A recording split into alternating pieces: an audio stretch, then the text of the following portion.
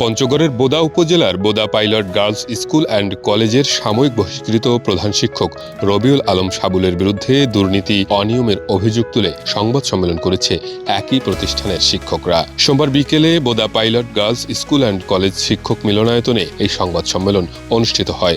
এ সময় প্রধান শিক্ষক রবিউল আলম সাবুলের বিরুদ্ধে দুর্নীতি অনিয়মের অভিযোগ তুলে বক্তব্য রাখেন প্রতিষ্ঠানটির ভারপ্রাপ্ত শিক্ষক এবং বর্তমান সহকারী শিক্ষকবৃন্দ।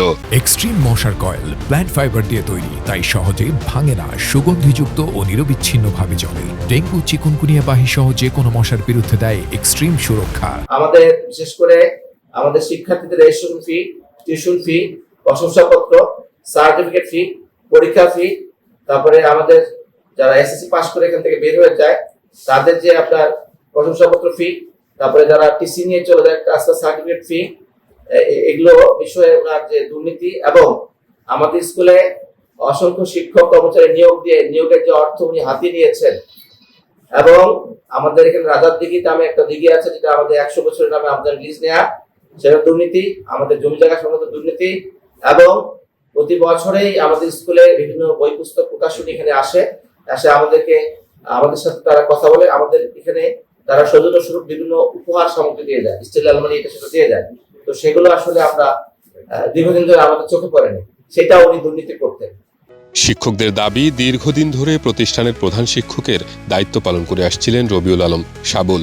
দায়িত্ব পালনের সময় তিনি বিভিন্ন অনিয়ম দুর্নীতির মাধ্যমে প্রায় 2.5 কোটি টাকা আত্মসাৎ করেছেন। রাজনৈতিক প্রেক্ষাপট পরিবর্তনের পর 2024 সালের 10 নভেম্বর রাজনৈতিক মামলায় প্রধান শিক্ষক সাবুল কারাগারে গেলে তদন্ত কমিটির মাধ্যমে টাকা আত্মসাতের বিষয়টি সামনে আসে।